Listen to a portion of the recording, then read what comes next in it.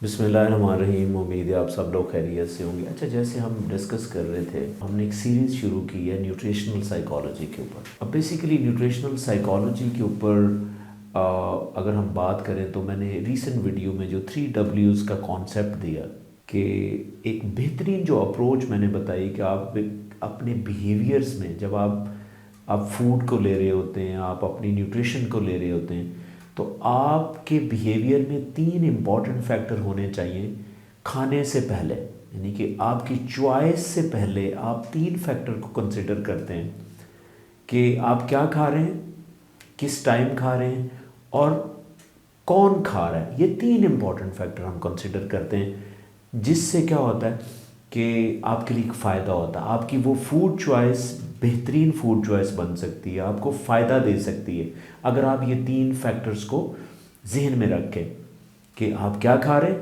कब खा रहे हैं और कौन खा रहा है। आज की वीडियो में मैं आपको बताऊंगा यूजुअली हमारी फूड में वट में वो कौन कौन से फैक्टर होते हैं, ठीक है, जो हमारी हेल्थ को इफेक्ट करते हैं। तो हमारे पास तकरीबन 7 ऐसे न्यूट्रिशनल कंपोनेंट्स होते हैं जो आपकी ओवरऑल हेल्थ को लेके चल रहे होते हैं, ओवरऑल हेल्थ को मैनेज करते हैं। अब हमने उसमें सबको इंशाल्लाह 1 बाय 1 इंशाल्लाह देखेंगे कि कौन सा कंपोनेंट का क्या फ़ायदा होता है, उसकी कमी हो जाए तो क्या प्रॉब्लम हो सकता है, और कौन से फैक्टर को आप ज़्यादा इस्तेमाल करते हैं अपनी फूड के अंदर तो उसका क्या इफ़ेक्ट हो सकता है, किस चीज़ को आप मिस करते हैं या कम करते हैं तो उसका क्या इफ़ेक्ट हो सकता है। यानी कि ये आपकी चॉइस है, आपकी साइकोलॉजी है कि आप किस न्यूट्रिशनल कंपोनेंट को कितनी अहमियत देते हैं और उसका कॉन्सिक्वेंस क्या हो सकता है।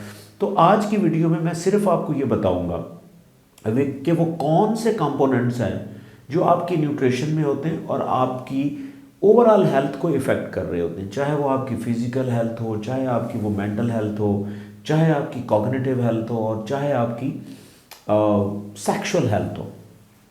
अब उन 7 फैक्टर में जो सबसे पहला फैक्टर आता है वो कार्बोहाइड्रेट्स होते हैं। अब कार्बोहाइड्रेट बेसिकली आपकी फूड में वो न्यूट्रिशन होती है या वो न्यूट्रिएंट होता है जो आपको एनर्जी देता है। यानी कि कार्बोहाइड्रेट यूजुअली एनर्जी के लिए बने, यानी कि अगर आप एनर्जी लेते तो एनर्जी के लिए आपको कार्बोहाइड्रेट चाहिए होता है। हाँ, अब होता क्या है कि सम टाइम जितनी आपको एनर्जी चाहिए होती है आप उतने कार्बोहाइड्रेट्स नहीं लेते, आप ज़्यादा ले लेते हैं, जिससे क्या होगा।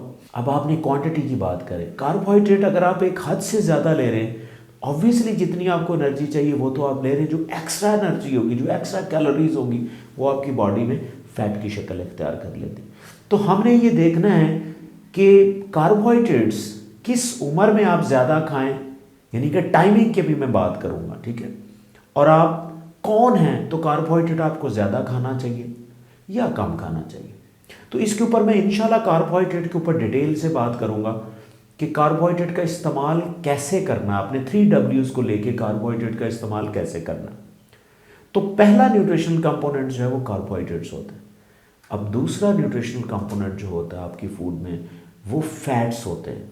वैसे फैट्स भी आपको कैलोरीज देते हैं, लेकिन फैट्स में जो कैलोरीज होती हैं एज़ कम्पेयर टू अगर उतनी ही मिकदार हो कार्बोहाइड्रेट्स की और फैट की, तो फैट में तकरीबन डबल कैलोरीज होती हैं, डबल मिकदार होती है, ठीक है, जो आपको एनर्जी देते हैं। फैट का और भी बहुत सा फ़ायदा होता है कि बहुत से सेल्स के कंपोनेंट्स हमारी बॉडी के अंदर वो फैट से बनते हैं। फॉर एग्जांपल बहुत से लोग ये आपने सुना होगा कि नहीं नहीं यार ये फैटी चीज़ है मैंने नहीं खानी। देखिए ठीक है, आपके लिए हो सकता है अच्छा ना हो फैट ज़्यादा खाना, हो सकता है बच्चे के लिए अच्छा हो। क्यों? क्योंकि जब बच्चा होता है ना, बच्चे का ब्रेन जब ग्रो कर रहा होता है तो उसको फैट की ज़रूरत होती है। फॉर योर काइंड इन्फॉर्मेशन, आपका जो ब्रेन का स्ट्रक्चर है उसमें प्रोटीन और फैट ज़्यादा होते हैं। तो अगर आप फैट ही नहीं बच्चे को खिलाएंगे तो बच्चा नहीं ग्रो करेगा। इसका क्या मतलब हुआ कि फ़ैट जो है वो एक के लिए नुकसानदेह हो सकता है ज़्यादा खाना, लेकिन एक के लिए फ़ायदेमंद हो सकता है।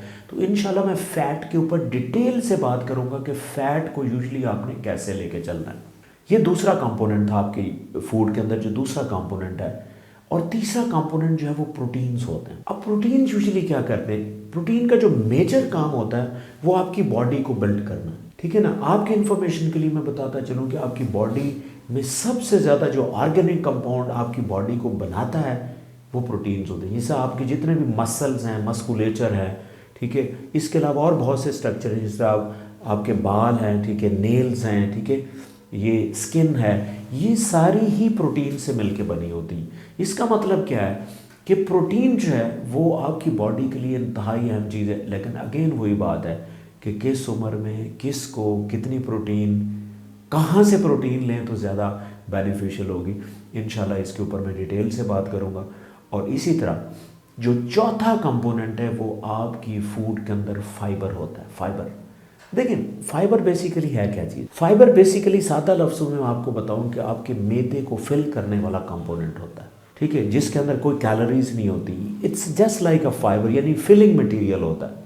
हाँ, उसके अंदर डिपेंड करता है कि आप फाइबर कहाँ से ले रहे हैं। फर्ज करें अगर आप आटे से फाइबर ले रहे हैं, गंदम के अंदर भी फाइबर होता है, तो उसके साथ साथ दायर आपको प्रोटीन भी मिल रही हैं, आपको कार्बोहाइड्रेट्स भी मिल रहे हैं, तो वो एक कम्प्लेक्स फूड हो जाती है। तो जहाँ तक फाइबर का तल्ला है कि फ़ाइबर आपकी जो डाइजेशन को बेहतर करता है, ठीक है ना, आपके स्टोमक को बेहतर करता है, आपको एक फिलिंग वाली आपको सेंस देता है, तो आपका जो स्टोमक है वो रेगुलर रहता है, ठीक है। तो ये फाइबर का जो फ़ायदा है। हाँ, इसके ऊपर अगेन एक डिटेल वीडियो होगी कि फ़ाइबर जो है वो आपको फिज़िकली कैसे फिट रखता है, मेंटली कैसे फिट रखता है, फ़ाइबर को किस टाइम खाना चाहिए, कौन सी चीज़ में फ़ाइबर ज़्यादा होता है, किस उम्र में फ़ाइबर ज़्यादा खाना चाहिए, किस लाइफस्टाइल, कौन सा आपका लाइफस्टाइल है तो फ़ाइबर आपके लिए इंतहाई ज़रूरी हो जाता है। इंशाल्लाह फ़ाइबर के ऊपर एक डिटेल सी वीडियो, इसकी साइकोलॉजी के ऊपर मैं आपको एक डिटेल वीडियो दूंगा। हाँ, जो पांचवा इंपॉर्टेंट कंपोनेंट है, जो मैंने सात में से पांचवा जो इंपॉर्टेंट कंपोनेंट है वो विटामिन्स है। देखिए, विटामिन्स आपकी लाइफ में ऐसे न्यूट्रिएंट होते हैं, ठीक है, जो आपके मेटाबॉलिक रिएक्शंस को इम्प्रूव करते हैं, ठीक है ना। आपकी मसल हेल्थ हो सकती है, आपकी बोन हेल्थ हो सकती है, ठीक है। आपका जो ब्रेन के जो फंक्शनिंग है, जिस तरह एंटीऑक्सीडेंट का होना, ये विटामिन्स होते हैं। तो विटामिन्स का होना ये भी बहुत एक इम्पॉर्टेंट कंपोनेंट है। और इसी तरह एक और कंपोनेंट होता है जिसे हम मिनरल्स कहते हैं। अब मिनरल जो है ये सिक्स बहुत बड़ा कंपोनेंट है, मिनरल्स होते हैं। मिनरल्स में क्या होता है, देखिए मिनरल्स भी आपकी बॉडी को बनाते हैं, बहुत से केमिकल रिएक्शंस को कंट्रोल कर रहे होते हैं। जैसे फर्ज करें आयरन है, ठीक है, अगर आपकी बॉडी में आयरन नहीं है तो आपकी बॉडी में जो ऑक्सीजनेशन का प्रोसेस है, ठीक है, जो हीमोग्लोबिन या ब्लड का बनना है वो कम पड़ सकता है, उसमें प्रॉब्लम आ सकता है। अब वो आपकी फिजिकल हेल्थ को कैसे इफ़ेक्ट करता है, वो आपकी मेंटल हेल्थ को कैसे इफ़ेक्ट करता है। तो इसी तरह जो आखिरी कंपोनेंट है, जो सबसे इम्पॉर्टेंट कंपोनेंट है, वो वाटर है।